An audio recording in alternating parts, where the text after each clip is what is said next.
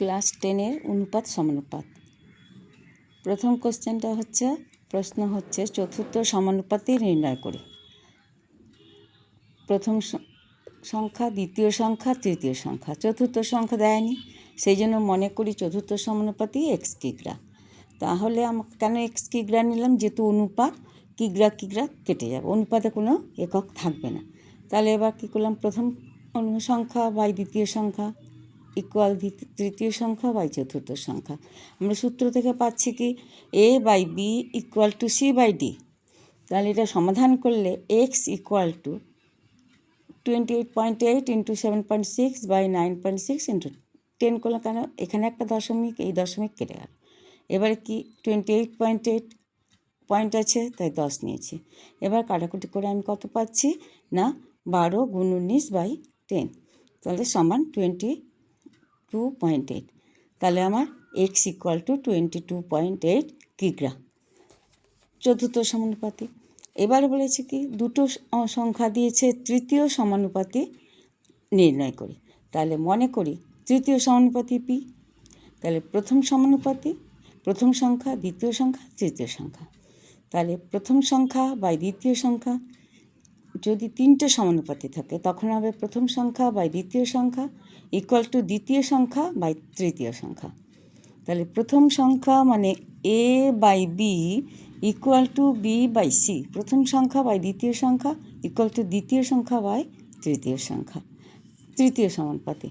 তাহলে প্রথম সংখ্যা তাহলে দ্বিতীয় মধ্য পদ স্কয়ার হবে প্রথম পদ গুণ তৃতীয় পদ। তাহলে মধ্যপদ কোনটা হচ্ছে এইটা, তাহলে মধ্যপদ স্কয়ার আমরা সমাধান করলেও একইভাবে পাবো।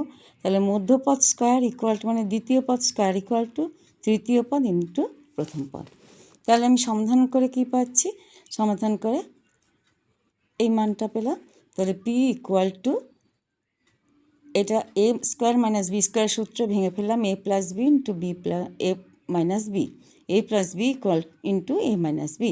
যেহেতু 4 আছে তাই এ প্লাস মানে প্রথম সংখ্যা প্লাস দ্বিতীয় সংখ্যা টু দি পাওয়ার 4 ইন্টু প্রথম সংখ্যা মাইনাস দ্বিতীয় সংখ্যা টু দি পাওয়ার 4।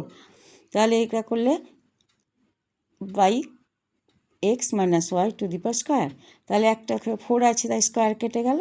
তাহলে x plus y to the power 4 into x minus y square, x plus y whole to the power 4 into x minus y whole square. এটা হলো তৃতীয় পদ, তৃতীয় সংখ্যা বা তৃতীয় পদ।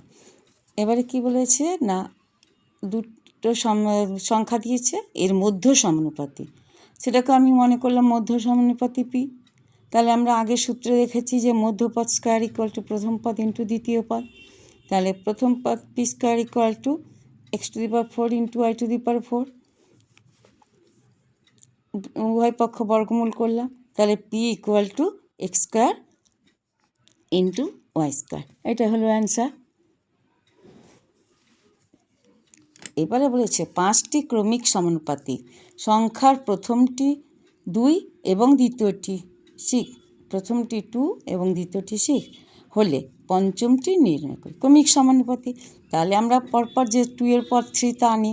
এখানে কি আছে 2 হলে প্রথমটা 2 হলো, দ্বিতীয়টা 6 হলো, প্রথমটা 2 দ্বিতীয়টা 6 বা প্রথমটা 2 দ্বিতীয়টা 6 হলে পঞ্চমটি নির্ণয় করি। তাহলে মনে করি 5টি ক্রমিক সমানুপাতি প্রথম ও দ্বিতীয় কত 2 and 6 হলে তৃতীয় মনে করি কত এক্স, চতুর্থ ওয়াই এবং পঞ্চম জেড।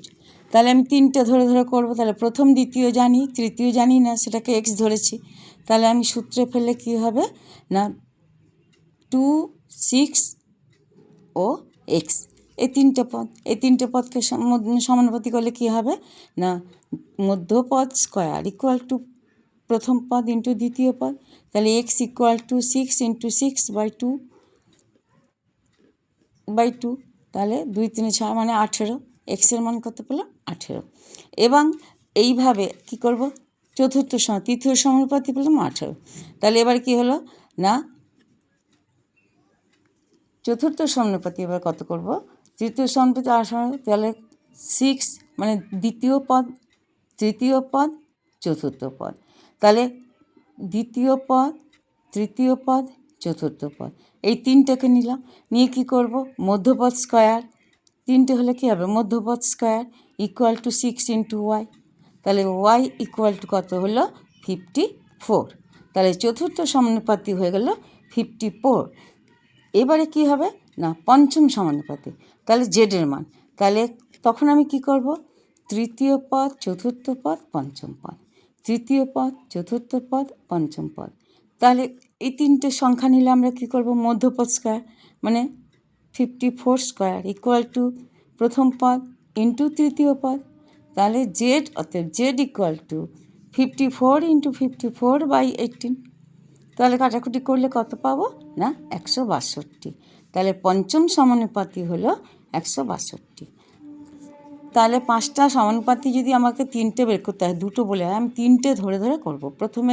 প্রথম আর দ্বিতীয় তৃতীয় নিলাম, এবার তৃতীয় পেয়ে গেলে দ্বিতীয় তৃতীয় চতুর্থ নিলাম, চতুর্থ পেয়ে গেলে এবার কী হবে তৃতীয় চতুর্থ পঞ্চম, এইভাবে অঙ্কটা আমাকে করতে হবে।